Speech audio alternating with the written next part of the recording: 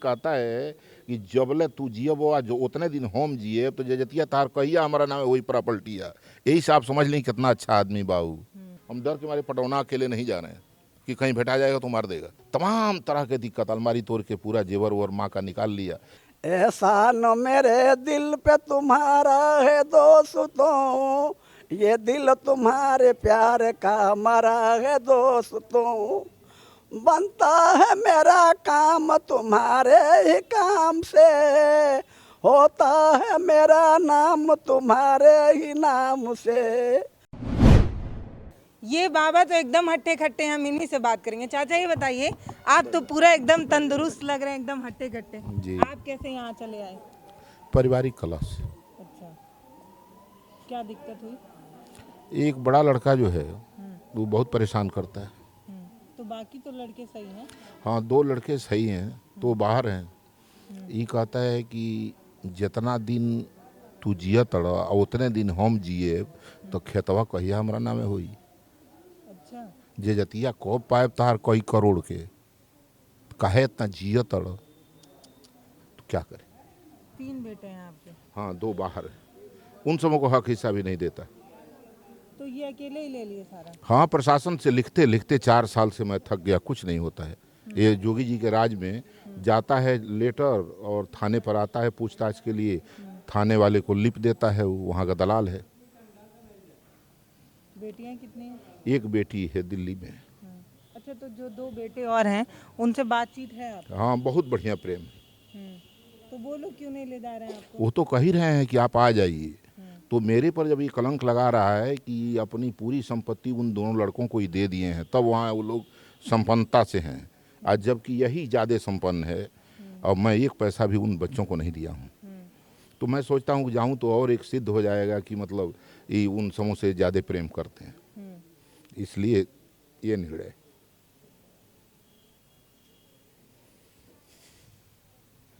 एक रस्सी है जो 2 तरफ खींच रही है और बीच में ये है, इनको समझ ही में नहीं आ रहा है क्या करना है। तो लोग कुछ भी कहें आपको, जिसमें खुशी है उस बारे में सोच के आगे बढ़ जाएं, ऐसा नहीं है? देखिए, हमको खुशी यही है कि यहाँ परिवार की तरफ से मुझे प्रेम मिलता है, कोई झगड़ा विवाद नहीं है, शांति मिलती है, इसलिए यहाँ पर।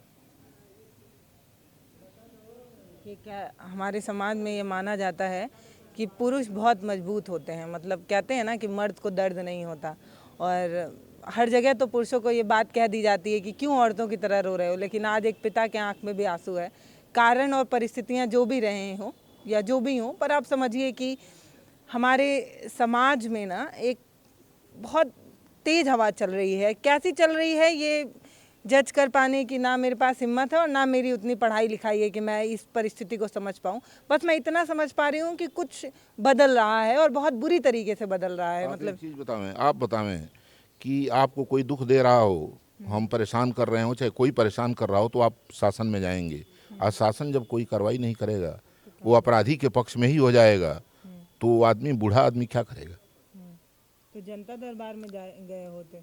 कहाँ जोगी जी को? हाँ, 10 बार गए हैं, नहीं सुनवाई है। वो वही लिख के भेजते हैं कि इनकी सुरक्षा प्रदान किया जाए, इनको सुरक्षित रखा जाए। और मान लीजिए कुछ कर देता है, कोई घटना कर देता है मेरे साथ, मैं थाने पे जाता हूँ, कोई सुनता नहीं। अच्छा, हम्म। तो मतलब बदतमीजी वो ज़्यादा करता है बदमाशी ना। अब यही बदमाशी बोले बाप से बता दिए, कहता है कि जबले तू जियबो जो उतने दिन हम जिए तो जजतिया तार कहिया हमारा नाम है वही प्रॉपर्टिया। यही से आप समझ लें कितना अच्छा आदमी बाबू। हाँ, बस आप खुल के नहीं बताना चाहते हैं नहीं क्योंकि खुल आप मानते हैं बताते कि बताते 4 साल से मैं थक गया हूँ। एसडीएम से, डीएम से, पत्रकार से, एसपी से, कोई नहीं सुनता। कोई लाभ नहीं। हमको यही उम्मीद है कि अब आपसे बता रहे हैं, शायद कुछ आपसे भी लाभ मिले। निराश हो गया हूँ एकदम। हम यहाँ आना नहीं चाहते थे बैठने के लिए, लेकिन समाज में है, एक संस्कार है। आप लोग जो लोग हमको भोजन देते हैं नहीं, लेकिन अगर आप हमको बोलते हम नहीं बात करना चाहते तो हम दबाव नहीं बनाते आप। नहीं, अब दबाव की बात नहीं है, वो नया दुख हो जाता है ना, घाव नया बन जाता है। पूरे क्षेत्र में यहाँ से रेता हिल जाइए, कोई आंख मिलाने वाला हमसे नहीं था मेरी शराफत को देख करके। लेकिन जो लोग आज लात के तले थे, जो सामने नहीं बैठते थे, वो लोग उसको चढ़ा रहे हैं। वो लोग कह रहे हैं कि ये का करी हैं, मर्डर कर देबो तो क्यों गवाह मिली, उनके कुछ हो तहार कुछ बिगड़ी। ऐसे ऐसे लोग चढ़ाने वाले अपराधी हर गांव में लखेरा लंपट लोग हैं। तो लोगों की गलती नहीं है, बेटे की गलती है ना। जिसको मैंने पैदा किया है उसको तो सहूलियत से रहना चाहिए। तो जब वही नहीं, मान लीजिए हम कोई गलती करते तो वह मुझे दंड देता, ठीक है, हमसे कोई गलती का सवाल ही नहीं है ना। एक भी हमको अपने दिल में झांकते हैं कि हमने कोई गलती किया है तो कुछ मन नहीं पड़ता है। तो बच्चों को भी दंड करने का अधिकार दे रहे हैं आप, मतलब बच्चे भी पिता माता पिता कुछ गलत करें तो आप दंड देने का अधिकार दे रहे हैं। मेरा कहना यह है कि इस तरह से होता रहेगा, जो हो रहा है आज मेरे साथ, ऐसा ही होता रहा, प्रशासन नहीं सुना, कहीं बूढ़े आदमी की जगह नहीं मिली तो क्या करेगा। यहाँ तो मान लीजिए ये परिवार के समान लोग हैं, हर मदद करते हैं लोग, तो यहाँ ज़्यादा शांति है। आज मैं उन लोगों के पास इसलिए नहीं जा रहा हूँ, जबकि अब कल मेरे वो 2 लोग कहे कि आप नहीं आते हैं तो हम लोग जीवित नहीं रहेंगे, बेइज्जती हो रहा है, आप चले आइए हम लोगों के पास। तो सोच रहा हूँ कि ठीक है, कुछ दिन घूम आइए। हाँ घूम आएंगे। लेकिन खेती बाड़ी थी आपके पास अच्छी? ठीक ही है, आज पूरे उस गांव में किसी के पास हमारे बराबर खेत नहीं है। हाँ, खेती बाड़ी की बात आप कर रही हैं, भगवान कुछ भी कमी नहीं दिए, ऊपर वाले की कोई गलती नहीं है, सब कुछ है मेरे पास। तो अब वो समस्या ये है कि वो अनुशासन में रहबे नहीं करेगा, अनुशासित रहबे नहीं करेगा, वो गार्जियन को गार्जियन समझबे नहीं करेगा, तो क्या मेरे पास विकल्प है, क्या करूं। लड़ाई झगड़ा करूं तो परिवार का ही नुकसान है, राय से रहूं तो जाने मार देगा, क्या करूं। और मेरी समस्या इतना ही है कि कोई उपाय से उसके दिल को भगवान साफ कर देते कि नहीं, माता पिता के साथ ऐसा नहीं करना चाहिए। वो पत्नी है हमारी जो सामने बैठी, वो साल भर, तो हम लोग दोनों व्यक्ति यही निर्णय लिए कि भाई चलो ये झगड़ा लड़ाई ठीक नहीं है, वहाँ शांति मिलेगा, वहाँ चल चलो।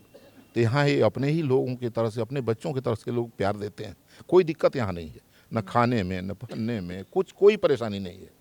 लेकिन ये दिक्कत तो ज़रूर है कि जब घर मन पड़ता है कभी कभी कि मैंने क्या बनाया और क्या किया और रिजल्ट क्या निकला, तो अफसोस तो होता ही है। इन्हीं लोगों में मिलजुल करके, बुजुर्ग लोगों में बतिया उतिया के समय कट जाता है।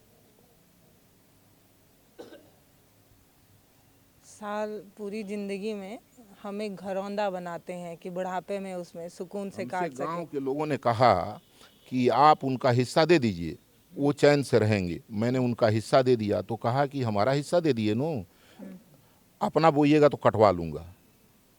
तो हम एक खेत बोए, कहीं कह रहा है ऐसा करेगा नहीं, तो फसलिए कटवा लिया। वो 5-7 हज़ार खाद वाले का बकाया हमारे मुड़ी पर है, अभी वो देने जा रहे हैं, कल परसों में भेजेंगे उसको। वो फसल कटवा लिया। आम फरता है सारा तोड़वा लेता है, हल्दी हमारा बोया हुआ था वो सब कोड़वा लिया। तमाम तरह के दिक्कत, अलमारी तोड़ के पूरा जेवर और माँ का निकाल लिया। एक भी उपाय, आज जब भी थाने पर गया है, मुख्यमंत्री के वहाँ गया है, एसपी के वहाँ गया है, सब लोग कहते हैं हाँ कार्रवाई होगा, होता कुछ नहीं है। क्या करें। आपको अब किसी पे भरोसा नहीं रह गया, मतलब किसी पे नहीं? नाउमीद हो गए हैं, मतलब हमारे मन में है। एसपी साहब यहाँ आए थे, मैंने उनसे सारी बात कहा कि सर ऐसा ऐसा करता है, कहे 24 घंटे का मुझे मौका दीजिए, मैं 24 घंटे में सारी आपकी समस्या सॉल्व कर दूंगा। 24 घंटा के बदले 2 महीना हो गए, कौनो साल बना भाई, क्या करूं, आप ही बताइए। आप बेटी समान है, आप बताइए मैं क्या करूं, आप ही बताइए क्या करूं। 1 कुंटल वजन है देह में, पहले शुरू से ही भारी शरीर है, तो ज़्यादा चल नहीं पाता हूँ। हमारा उम्र है लड़ाई झगड़ा करने का। 70-75 वर्ष का आदमी जिसको खड़ा नहीं हुआ जाता है वो लड़ाई करेगा, झगड़ा करेगा, क्या करूं। वो सब मिला जुला करके एक दिल की बात आपसे कह रहा हूँ कि इतना ही अफसोस है कि बुढ़ौती में अपने लोग सेवा करते हैं, आज दूसरे के बेटा बेटी हैं लोग, ये लोग सेवा कर रहे हैं, ये लोग खाना पानी दे रहे हैं, ये लोग सब व्यवस्था कर रहे हैं। आज इसके लिए बना, हमने तो इन लोगों के लिए बनाया नहीं, कुछ बनाया तो अपने के लिए। बस यही दुख है, ये बहुत बड़ा दुख है ना। बस एक ही व्यवस्था है कि जय दिन की जिंदगी है, इन लोगों में बुजुर्गों में बैठ के बतिया उतिया के सुकून है यहाँ पे, बहुत सुकून है। देखिए नहीं कह पाती हूँ, कई बार अपने दिल की बात बोल ही नहीं पाती हूँ, क्योंकि 7 शब्द एकड़ के की लगभग जमीन वो परती डाला है, अपना केवल हिस्सा बोया है। हम बोए थे तो कटवाई लिया, उन दोनों का लड़कों का कहता है कि हक में नहीं देंगे, वो आंध्र प्रदेश से यहाँ 10 बार आएंगे लोग, इतना ही में बिला जाएंगे, ऐसे बोलता है।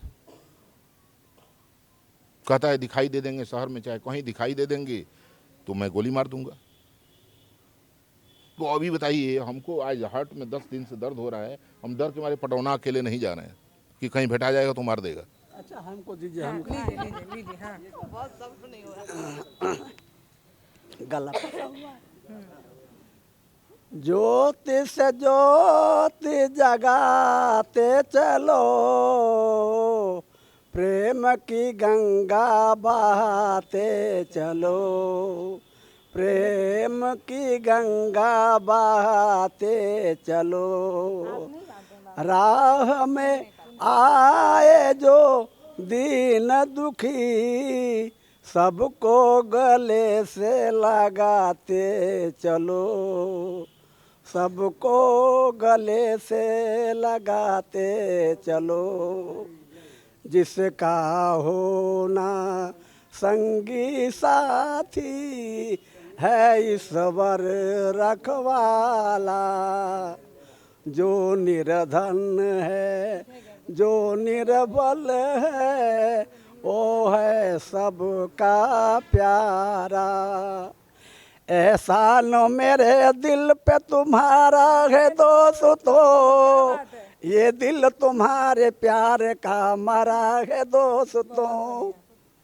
एहसान मेरे दिल पे तुम्हारा है दोस्तों, ये दिल तुम्हारे प्यार का मरा है दोस्तों।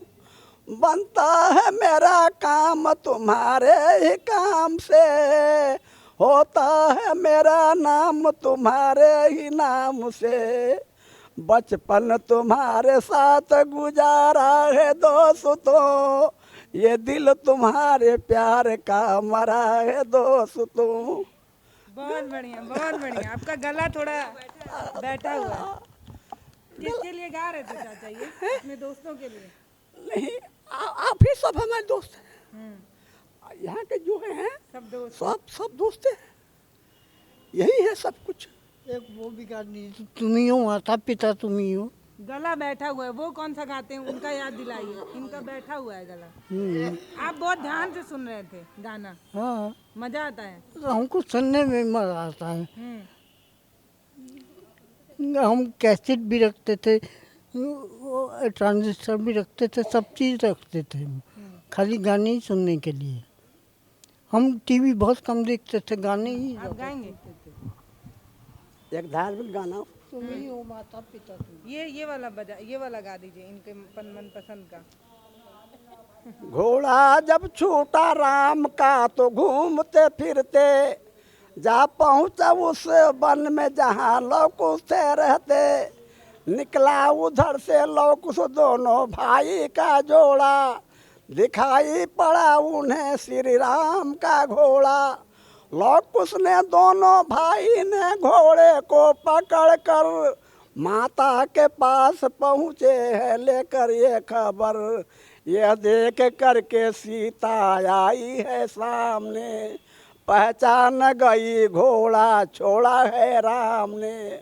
माता ने कहा ऐ बेटे घोड़े को छोड़ दो, हठ बांधो ना तुम जान की बंधन को तोड़ दो, दुनिया के नीति से अनजान अभी हो।